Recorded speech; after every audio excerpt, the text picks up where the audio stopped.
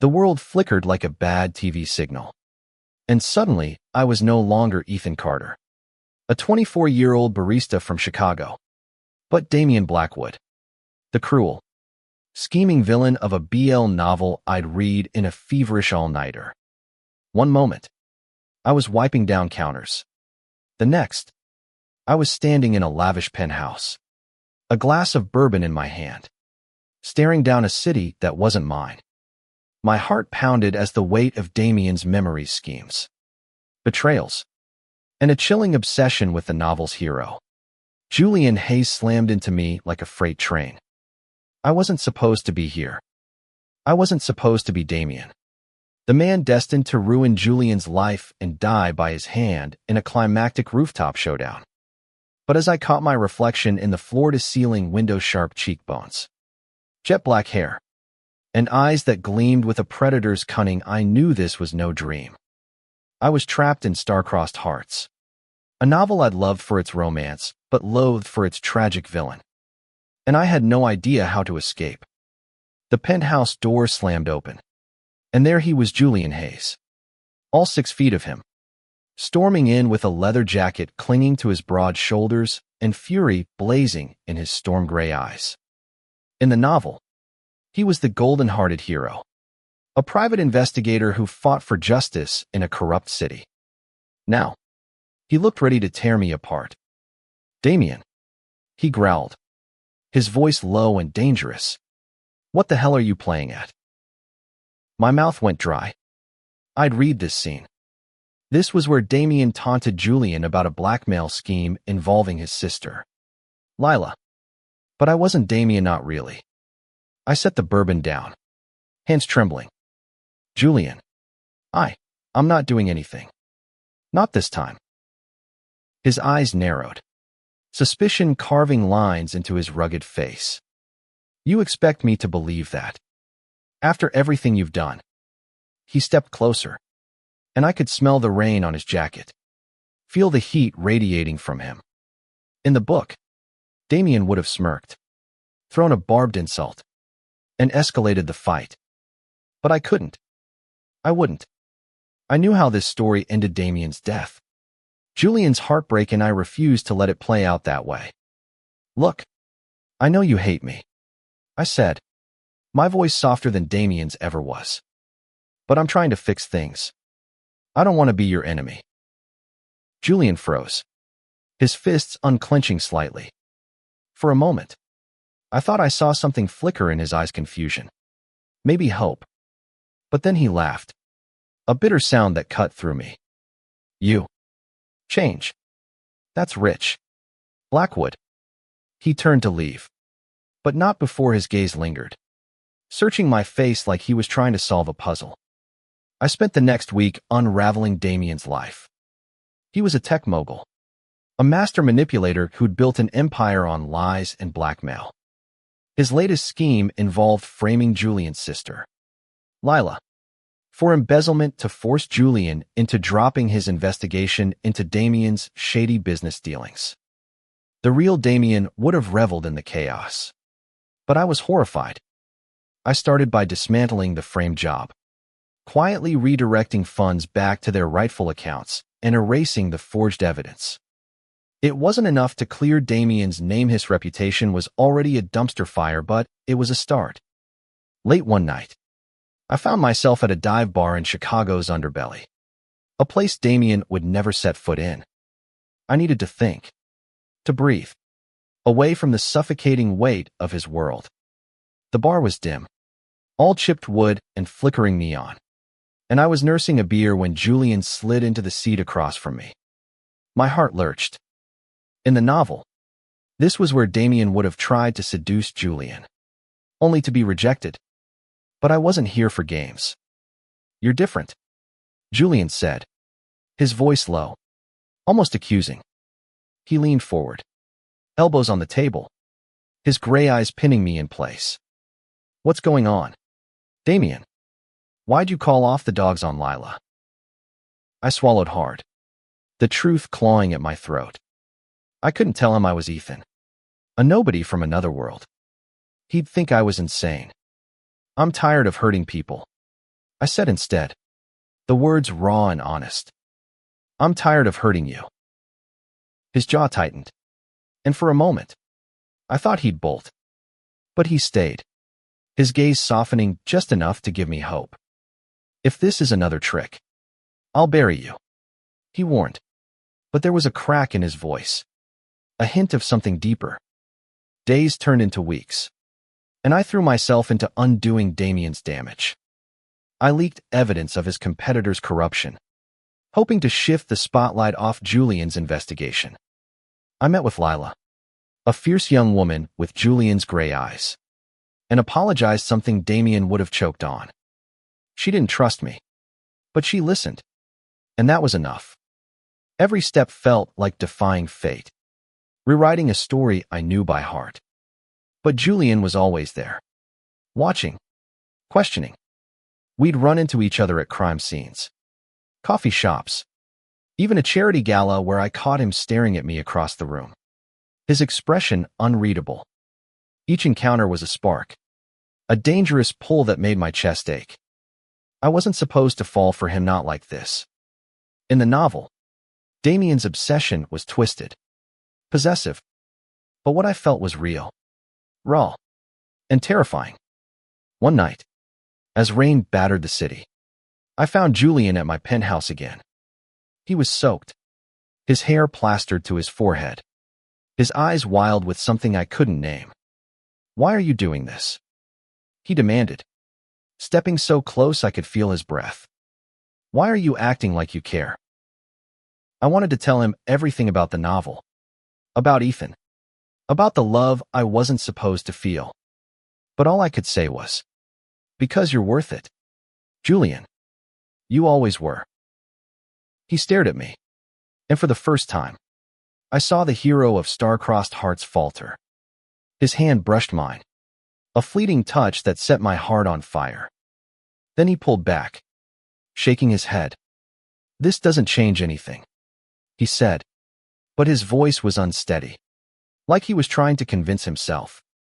As he walked away, I knew I was running out of time. The novel's climax was Kaminga Rooftop Showdown, where Damien's schemes unraveled, and Julian's bullet ended his life. I had to change the story, not just for me, but for us. Because somewhere along the line, I'd stopped being just Ethan or Damien. I was someone new, someone who'd fight for a different ending. The city pulsed with secrets, and I was drowning in them. Every move I made to undo Damien's legacy felt like pulling a thread from a tapestry ready to unravel. I was no longer just fighting the plot of Star-Crossed Hearts, I was fighting the pull of Julian Hayes, whose every glance made me question whether I was rewriting the story or rewriting myself. I started digging deeper into Damien's empire, a labyrinth of shell companies and encrypted files. His office, a sleek fortress of glass and steel, became my battleground. Late nights bled into early mornings as I pored over documents, redirecting funds, and leaking incriminating evidence to the press. I wasn't a hacker in my old life. Ethan Carter could barely troubleshoot a coffee machine, but Damien's skills were now mine, and I wielded them like a weapon. Each victory felt like a defiance of fate, but the novel's deadline loomed. The rooftop scene was weeks away, and I could feel its shadow creeping closer. Julian kept showing up, uninvited, like a storm I couldn't predict. One evening, I found him leaning against my office door, arms crossed, his leather jacket still damp from the drizzle outside. "You're up to something," he said, his voice a low rumble. "And I'm not leaving until I figure out what." I sighed, rubbing my temples. "Julian, I'm trying to clean up the mess Damien made. Can't you trust me? Just a little." "Trust you?" He stepped closer, his presence filling the room. "You've spent years trying to destroy me. Why should I believe you're any different now?" "Because I'm not him." I wanted to scream. Instead, I met his gaze, letting him see the exhaustion, the fear, the truth I couldn't speak. "Because I'm trying to be better," I said. "For you." He flinched, like my words were a physical blow. For a moment, we just stood there, the air between us crackling with unspoken questions. Then he turned away, muttering, "Don't make me regret this." Blackwood. Our paths kept crossing, each encounter a thread pulling us closer. At a rundown diner, we shared a booth and talked not about Damien's crimes, but about small things, his love for old jazz records, my secret obsession with cheesy rom-coms, a trait Ethan brought into Damien's polished facade. He laughed, a real laugh, and I felt the world shift. In the novel, Julian was untouchable, a hero carved from marble. But this Julian was human-flawed, guarded, and beautiful in a way that made my chest ache. One night, I got a tip about a shipment tied to Damien's old allies, a group of corrupt officials who'd kill to keep their secrets buried. I didn't tell Giuliani, couldn't risk him getting hurt, but he followed me to the docks, his motorcycle roaring into the foggy night. When I spotted him, I cursed under my breath. "What are you doing here?" I hissed, pulling him behind a crate. "Saving your ass." Apparently, he shot back, his eyes scanning the shadows. Gunfire erupted, and suddenly we were running, dodging bullets as the world exploded around us. We ducked into an abandoned warehouse, our breaths ragged, our bodies pressed close in the dark. His hand gripped my arm, steadying me, and I could feel his heartbeat through his jacket. "Why do you keep doing this?" he whispered, his voice raw. "Risking everything." "Because I can't lose you," I said, the words slipping out before I could stop them. His eyes widened, and for a moment, I thought he'd kiss me. But then he pulled away, his jaw tight, and we ran again, escaping into the night. The closer we got, the more dangerous it became. Damien's old allies were circling, sensing weakness. They sent threats letters slipped under my door, encrypted messages warning me to back off. I didn't. I couldn't. But the novel's plot was relentless, pushing us toward that fateful rooftop. I started having nightmares. Visions of Julian's gun aimed at my heart, his face twisted with betrayal. I'd wake up gasping, the line between Ethan and Damien blurring. One evening, at a quiet park under a sky bruised with twilight, Julian found me sitting on a bench, staring at the lake. He sat beside me, silent for a long time. "You're not the Damien I knew," he said finally, his voice soft. "But I don't know who you are." I turned to him, my heart pounding. "I'm someone who'd do anything to keep you safe," I said, "even if it means rewriting everything." He looked at me, really looked, and I saw something shift in his eyes, doubt giving way to something warmer, something that terrified us both.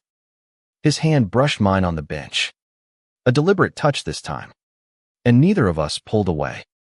The world felt fragile, like it could shatter with a single word. But for that moment, under the fading light, we were just two people, not a villain and a hero, not a story bound by tragedy. The city was a pressure cooker, and I was running out of ways to keep the lid on. Damien's enemies were closing in, their threats escalating from words to action. A car bomb outside my office, defused just in time. A hacker breaching my systems, nearly exposing my efforts to dismantle Damien's empire. Each attack was a reminder the novel wanted its ending, and it would fight to get it. Julian was my anchor, even as he wrestled with trusting me. We started working together, piecing together evidence to take down the network of corruption Damien had built.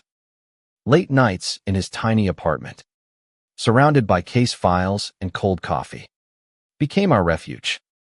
He'd catch my eye over a stack of papers, and I'd forget how to breathe. But every step closer to him felt like a step closer to the rooftop, the one place I couldn't let us go.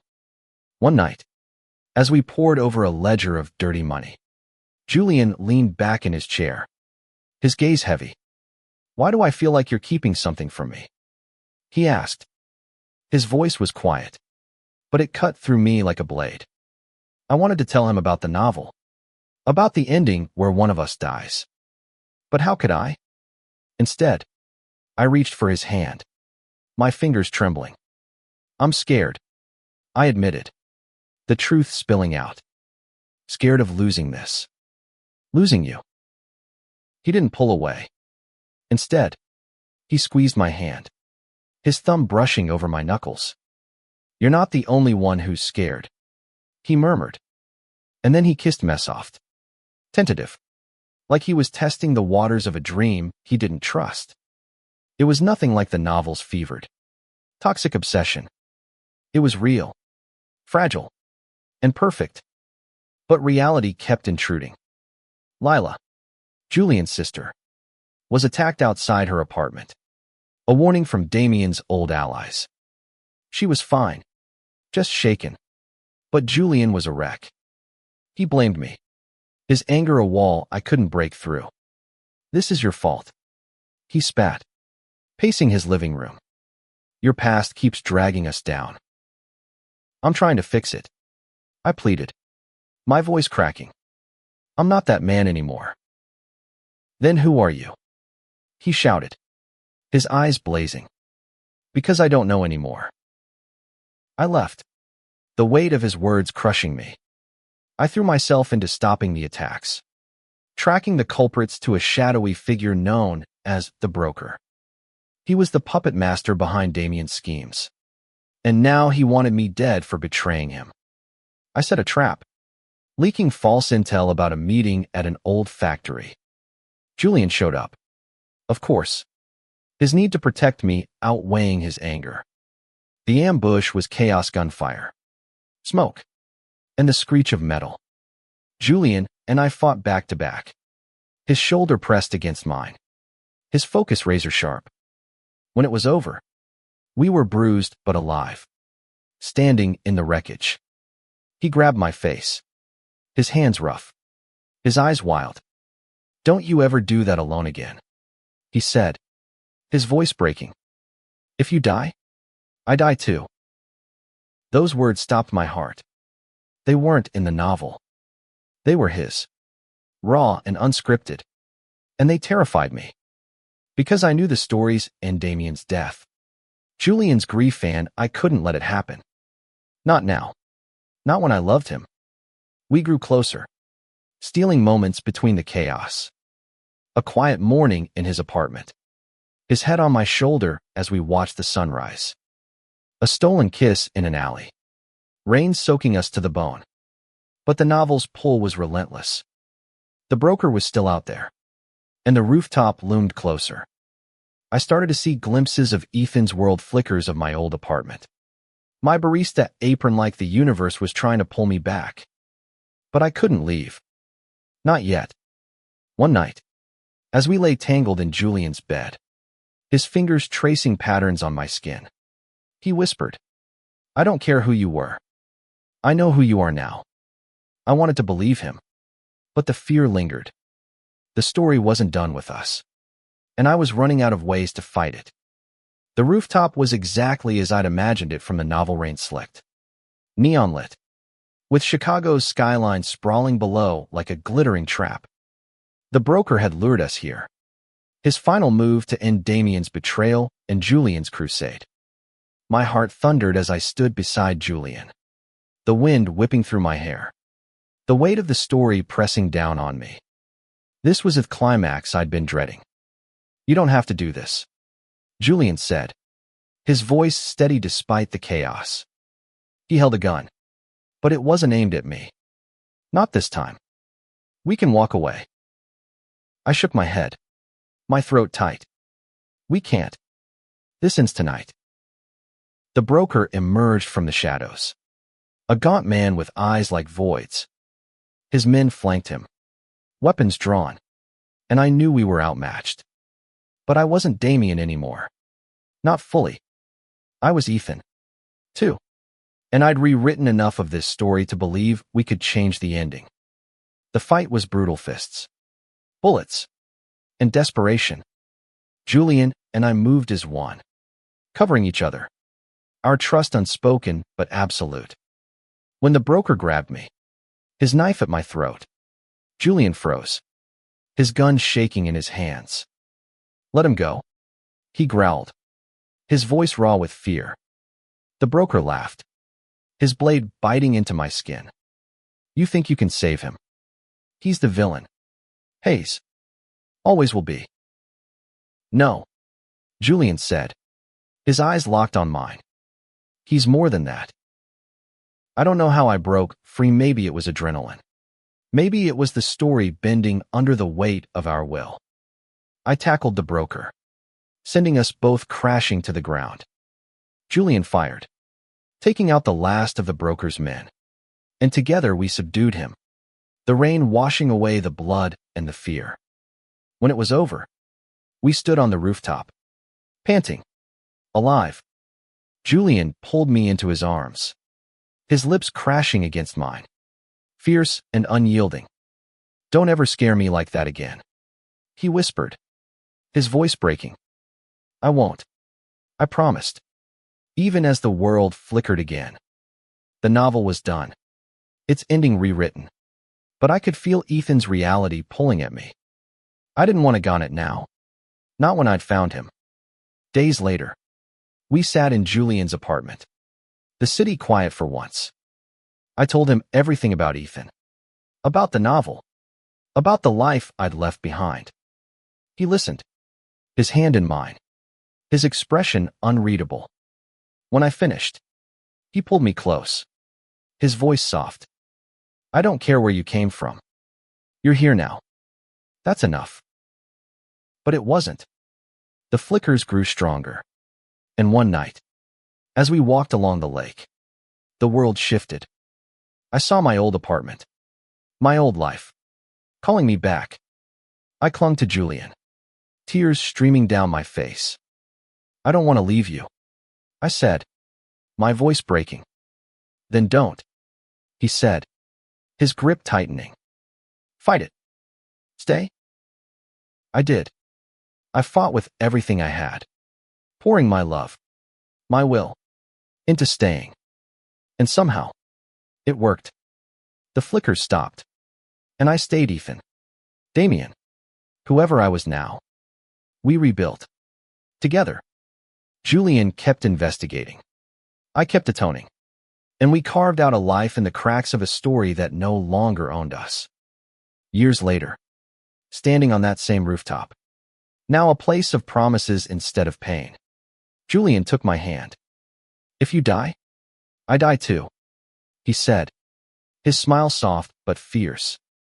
I kissed him, the city lights glowing around us, and knew we'd written our own story, one where love didn't just survive, but thrived.